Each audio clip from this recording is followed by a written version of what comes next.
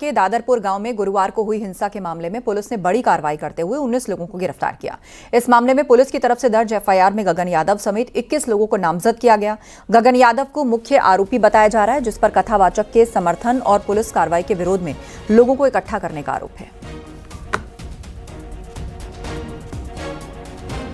तो गगन यादव की अपील पर लोग पहुंचे थे, जिन्होंने पुलिस पर पत्थरबाजी की थी, गाड़ियों के शीशे तोड़ दिए थे, पुलिस वालों पर पत्थर मारे थे। तमाम उपद्रवियों को पुलिस ने गिरफ्तार किया है, जिनकी संख्या बताई जा रही है कि 15 है। इटावा में बवाल पर पुलिस की कड़ी कार्रवाई, गगन यादव के खिलाफ मुकदमा दर्ज। गगन यादव जो कि अहीर रेजिमेंट का आंदोलन भी चलाता है और बताया जा रहा है कि उसी की अपील करने पर ये सभी लोग यहां पर आए थे और उन्होंने पुलिस के साथ पथराव किया।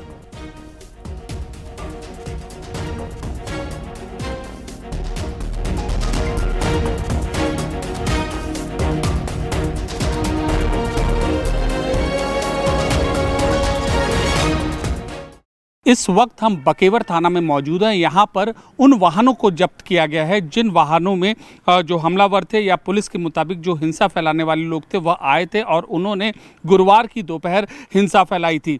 और ये गाड़ियाँ हैं, बाइक हैं, मोटर बाइक्स हैं, यहाँ ये पुलिस ने जब्त की है। और इसमें ये नाम देखिए, जो ये नाम है सौरभ जो इस गाड़ी पर नाम लिखा है उसका भी नाम इस एफआईआर में दर्ज है। इसके अलावा गगन नाम का एक आरोपी है जो कि अपने आप को सोशल मीडिया इन्फ्लुएंसर बताता है, वह उसकी भी तलाश है पुलिस को इस मामले में।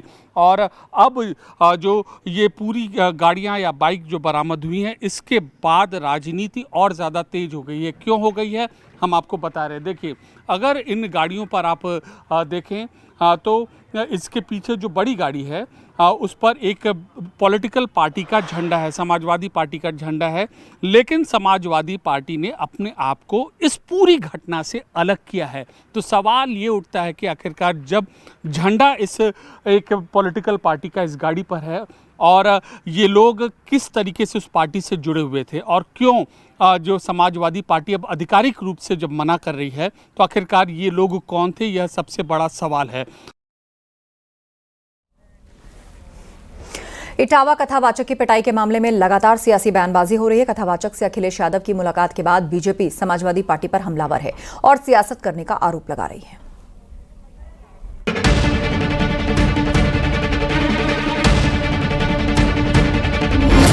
कथावाचक की पिटाई, सियासत गरमाई।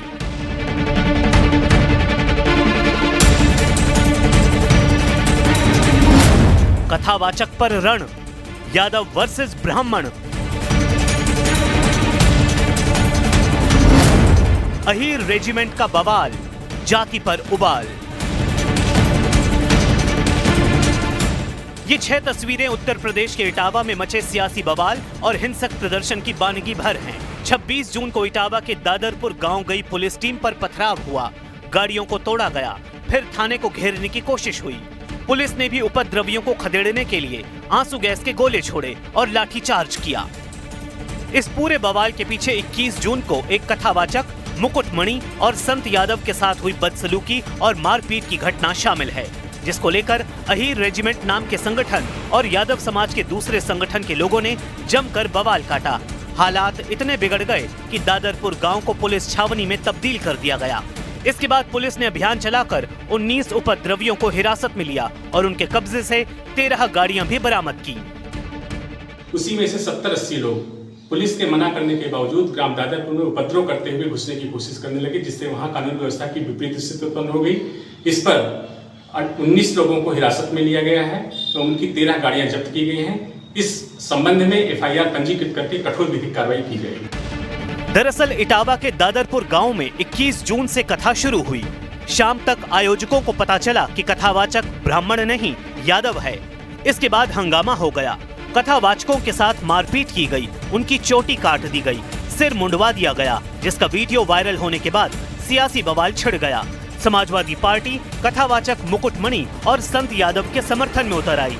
लेकिन 26 जून को जब इटावा में खुलेआम कानून व्यवस्था की धज्जियां उड़ाई गई तो पार्टी ने इस पूरे मामले से पल्ला झाड़ लिया। हो सकता है कुछ स्थानीय नौजवान हमारे चले गए होंगे, तमाशा देखने लोग चले जाते हैं, वो दोषी नहीं थे। जिन लोगों को पकड़ा गया पुलिस ने वो निर्दोष थे, वो दोषी नहीं थे। और समाजवादी पार्टी कभी हिंसा की बात करती नहीं है, हिंसा का समर्थन नहीं करती। लेकिन इटावा का यह पूरा विवाद ब्राह्मण बनाम यादव हो गया है। अखिलेश यादव इस घटना के लिए बीजेपी को जिम्मेदार बता रहे हैं, तो यूपी के मंत्री स्वतंत्र देव सिंह ने कहा कि इस मामले में कानून अपना काम कर रहा है। सब मर गए, वहाँ जेल चले गए लोग, अपमानित हो गए। बताओ 16 साल की उसकी चुटिया कट गई। 16 साल कितना समय लगता है? 16 साल की चुटिया कट गई, इतना दुखी था बेचारा वो। अब बताओ किसी चुटिया काट दो तो कैसा महसूस होगा आपको? बाल काट दो, वो तो बात हम कह नहीं रहे हैं कि कैसे पवित्र किया गया। बताओ अगर ये बात सच है तो काहे कि हम विश्वगुरु हैं? क्योंकि बीजेपी चाहती है झगड़ा हो, जातियों में झगड़ा हो, धर्म का झगड़ा हो, तभी तो लाभ उठा पाएंगे। तभी ये मैं और हम क्या बात है। प्रत्येक गांव में कुछ न कुछ घटनाएं होती रहती हैं। सरकार का कोई हस्तक्षेप नहीं रहता, कानून अपना काम करता है। जो दोषी होते हैं उनको सजा मिलती है, जो घटनाओं में लिप्त होते हैं, और कोई भी घटना राज्य के अंदर घटित होती है उसमें सरकार या मंत्री का कोई हस्तक्षेप नहीं होता है और किसी दोषी को बचाया जाता है। अपना कानून अपने हिसाब से काम करता है, कानून अपना दंड देता है। इटावा के दादरपुर में जो घटना हुई है उसमें कथावाचक के चरित्र पर सवाल उठ रहे हैं, इसलिए ये संवेदनशील मुद्दा है। सवाल एक महिला के सम्मान का भी है। दोनों पक्षों ने एक दूसरे के खिलाफ एफआईआर दर्ज कराई है। उम्मीद है जल्द ही इस विवाद का सच सामने आएगा। लेकिन कथावाचक से बदसलूकी का मामला अब सिर्फ कानूनी नहीं, राजनीतिक भी बन चुका है। अब निगाह इस पर है कि जांच किस दिशा में जाती है और सियासत इसे कितना और आगे बढ़ाती है।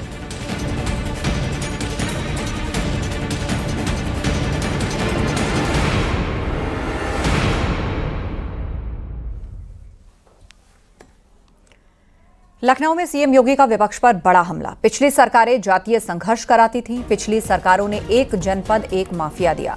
लोगों को जातीय संघर्ष करना पड़ा। हमारे लिए जाति मायने नहीं रखती। पहले यूपी के नाम पर लोग होटल नहीं दिया करते थे। उत्तर प्रदेश अपनी पहचान के संकट से गुजरा है। ये बातें सीएम योगी ने कही। याद करिए 2017 के पहले का उत्तर प्रदेश दंगों के रूप में, माफिया गिरोहों के रूप में, बेटी और व्यापारी के लिए सबसे असुरक्षित प्रदेश के रूप में जाना जाता था। पिछली सरकारों की उपलब्धि क्या है?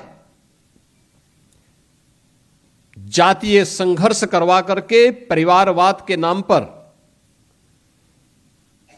एक जनपद एक माफिया देने, यही उनकी पिछली सरकारों की उपलब्धि रही है, जिसके कारण उत्तर प्रदेश के नौजवानों के सामने, उत्तर प्रदेश के नागरिकों के सामने पहचान का संकट खड़ा हुआ था।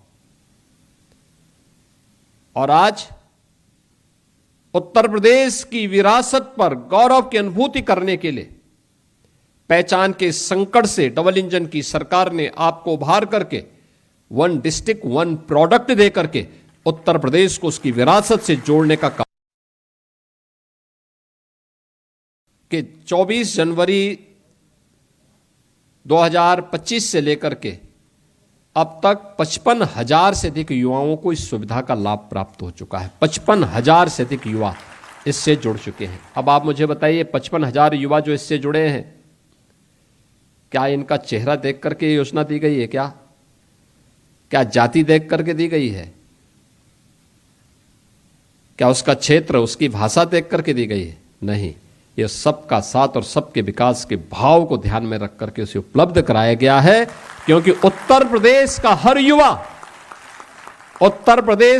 युवा की प्रतिभा और उसकी ऊर्जा का लाभ हम उत्तर प्रदेश के विकास में लगाना चाहते हैं। उत्तर प्रदेश को देश की अग्रणी अर्थव्यवस्था के रूप में स्थापित करना चाहते हैं। इसलिए हमारे लिए जाति मायने नहीं रखती।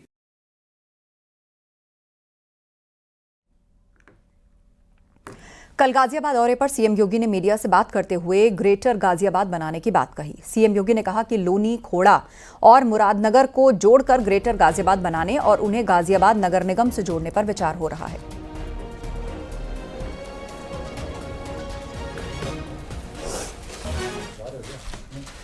विलेन का एक्सप्रेस हाईवे भी है, गाजियाबाद के पास अपनी मेट्रो भी है, गाजियाबाद के पास अपना एयरपोर्ट भी है और गाजियाबाद से एक ग्रेटर गाजियाबाद के रूप में अपनी नई यात्रा को प्रारंभ कर रहा है। आज इसके लिए जनप्रतिनिधियों के साथ हम लोगों ने यहाँ पे काफी विस्तार से चर्चा किया है। यहाँ पे सभी संस्थाओं ने अपने स्तर पर अच्छे कार्य किए हैं, जिसमें हमारे कुछ नए इनिशिएटिव ग्रेटर गाजियाबाद की देश से आगे बढ़ाने के साथ ही यहाँ पे खोड़ा, लोनी, मुरादनगर, इन सब को लेकर के ग्रेटर गाजियाबाद नगर निगम का पार्ट बनाने और एक बृहद कार्य योजना इसके विकास की आगे बढ़ाने के लिए हम लोगों ने कहा है। संविधान की प्रस्तावना में शामिल धर्मनिरपेक्ष और समाजवादी शब्दों को लेकर एक बार फिर से बहस छिड़ चुकी है। आरएसएस के सर कार्यवाह दत्तात्रेय होस बोले ने इन शब्दों पर सवाल उठाए। नई दिल्ली के इमरजेंसी के 50 साल पूरा होने पर आरएसएस नेता दत्तात्रेय ने इन 2 शब्दों को संविधान से हटाने की मांग की।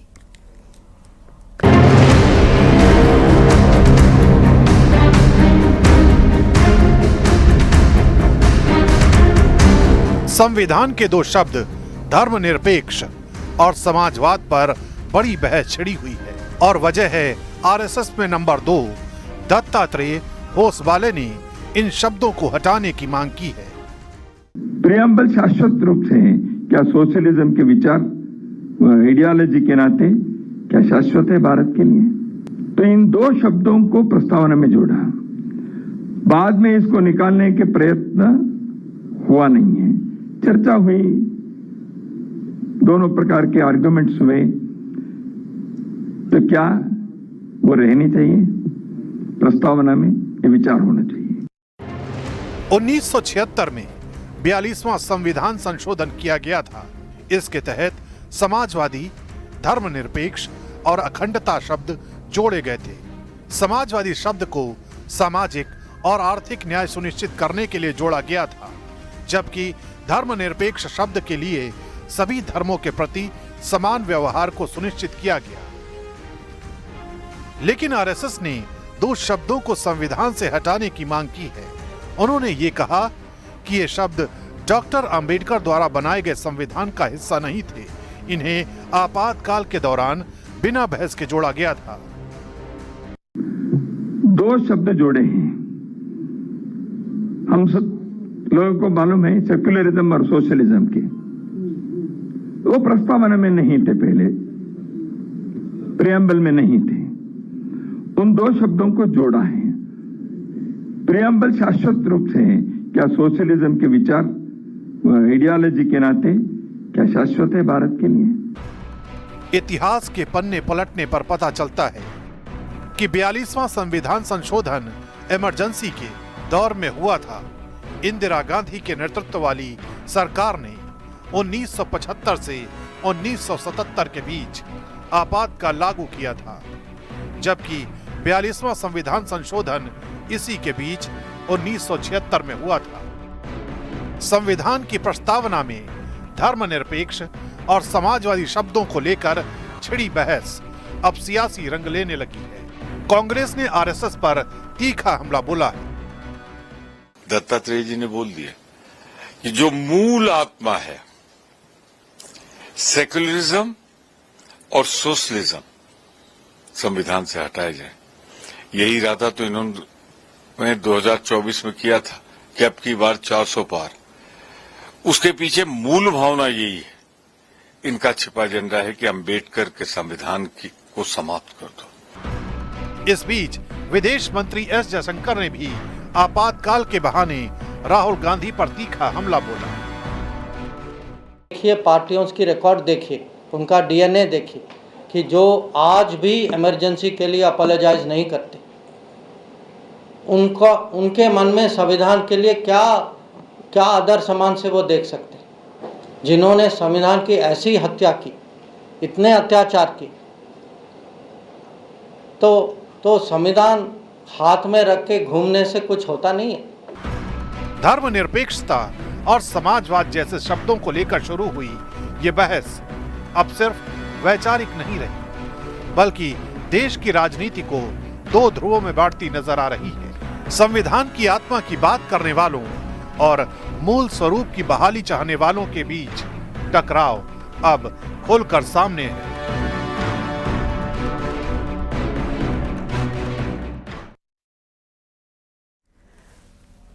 वहीं सपा ने भी दत्तात्रेय होसबोले के बयान पर हमला किया और सपा प्रवक्ता अमित जमोई ने कहा कि समाजवाद हमारे महापुरुषों की देन है, संविधान पर हमला नहीं होने देंगे।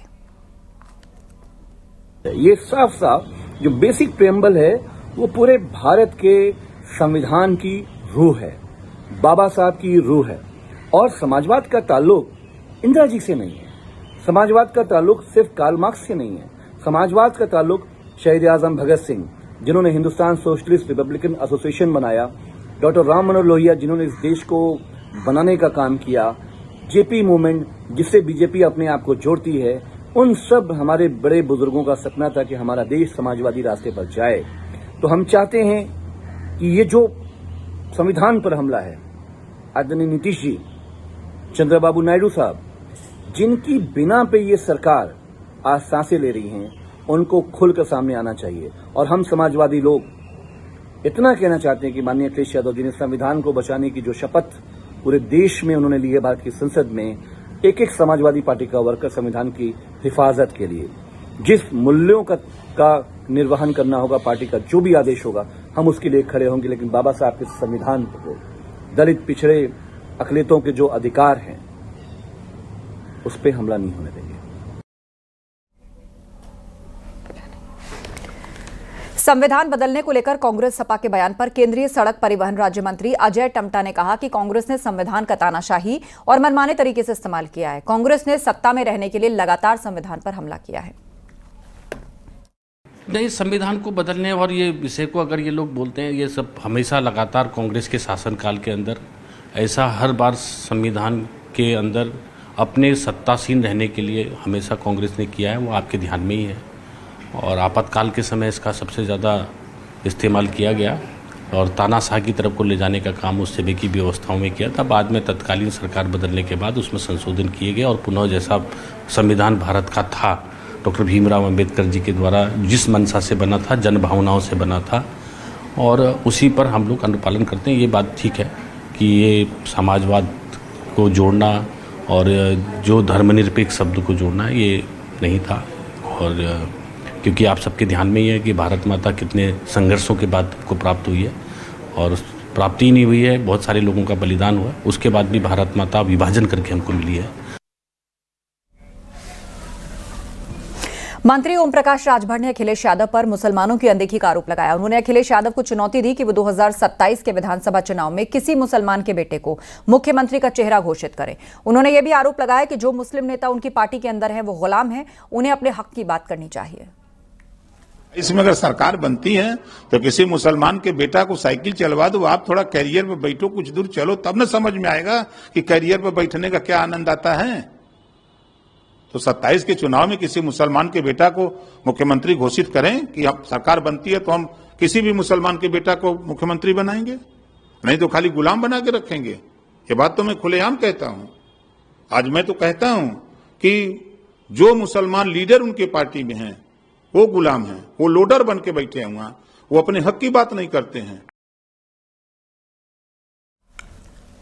एसपी नेता आजम खान की पत्नी तंजीम फातिमा ने सीतापुर जेल में बंद आजम खान से मुलाकात की और उसके बाद मीडिया से बात करते हुए उन्होंने एसपी नेताओं पर जोरदार हमला बोला। उन्होंने सपा की ओर से आजम खान की मदद करने के सवाल पर कहा कि मुझे अब किसी पर कोई विश्वास नहीं रहा और अब मुझे अगर किसी पर विश्वास है तो वो अल्लाह पर है। उन्होंने कहा कि उन्हें नहीं मालूम था कि सपा के लोग उनसे मिलने क्यों नहीं आ रहे। समाजवादी पार्टी का कोई भी नेता आजम जी से मिलने नहीं आ रहा। एक समय ऐसा था कि लोग आजम जी से लगातार मिलते थे, टिकट की पैरवी करते थे, क्या कहेंगी? मैं इस पर कुछ नहीं कहना चाहती, ये समाजवादी वाले खुद ही जाना। नहीं, मतलब आपको ये प्रॉब्लम है कि नहीं कि लोगों को मिलने आना चाहिए, आजम खान एक कद्दावर नेता रहे? देखिए, हमें किसी से कोई उम्मीद नहीं है। कोई उम्मीद नहीं है? सपा से आपको कोई उम्मीद नहीं है? मतलब किसी से भी नहीं उम्मीद है तो सिर्फ अल्लाह से।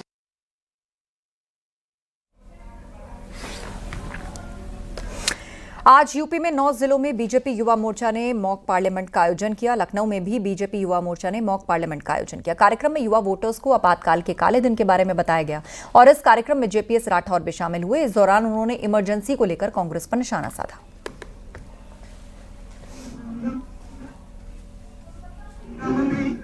कांग्रेस ने संविधान की हत्या की, लोकतंत्र की हत्या की। आज वही कांग्रेस संविधान बचाने की ठेकेदारी करता हुआ घूम रही है। ये आज की पीढ़ी को बताना जरूरी है कि किस तरीके से इन्होंने 1975 में संविधान की धज्जियां उड़ाकर उसका गला घोटने का काम किया, जनता के अधिकारों को छीनने का काम किया, प्रेस मीडिया पर प्रतिबंध लगाने का काम किया। ऐसी कांग्रेस संविधान की दुहाई दे रही है। तो ये आज की पीढ़ी को बताने के लिए कार्यक्रम हो रहे हैं और मुझे लगता है कि युवाओं ने बहुत अच्छी तैयारी की है। एक अच्छा संदेश इससे जाने वाला है। हमारा लोकतंत्र ऐसे कार्यक्रमों से और मजबूत।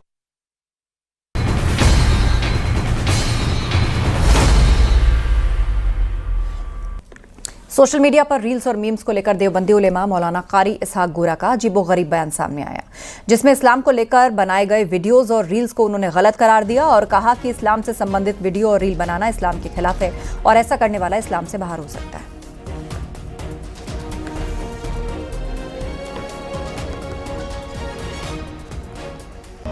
सोशल मीडिया पर मजहब इस्लाम से मुताल्लिक कुछ मीम्स वगैरह रील्स पर अपलोड किए जाते हैं, थोड़े से फॉलोअर्स बढ़ाने के लिए, लाइक्स पाने के लिए। क्या ये हमारा ईमान का तकाजा है? नहीं, हरगिज नहीं। हमें याद रखना चाहिए कि तमाम उलमा इस बात पर इत्तिफाक रखते हैं कि कुरान, हदीस, नमाज, रोज़ा, ज़कात, दाढ़ी पर यह उलमाए दीन का मजाक बनाना इंसान को इस्लाम से खारिज तक कर सकता है। अगर आपसे अनजाने में ये गलती हुई है तो अल्लाह से तौबा इस्तग़फ़ार करें और तजदीद ईमान अपनाएं।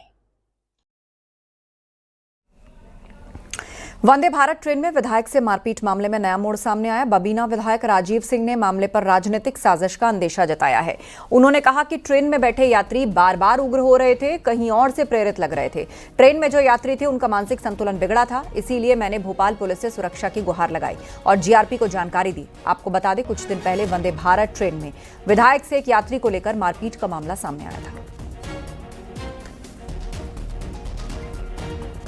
तो ये घटना मैं समझता हूं कि एक दुर्भाग्यपूर्ण घटना है जो नहीं होनी चाहिए थी, लेकिन मेरे साथ में भी उनका जो अशोभनीय व्यवहार था, अमर्यादित व्यवहार था। मेरे परिवार की तरफ उंगली करके वो बार बार मुझे ठीक करने की बात कर रहे थे। ये भी एक सीमा से पार उनका आचरण था। उसके ऊपर पुलिस कार्रवाई होनी थी। पुलिस कार्रवाई के लिए मैंने ऑनलाइन शिकायत भी की थी। मैंने जीआरपी से भी बात की थी, जीआरपी भोपाल से, कि ये भोपाल के यात्री हैं, इनके ऊपर कार्रवाई करिए, एफआईआर करिए।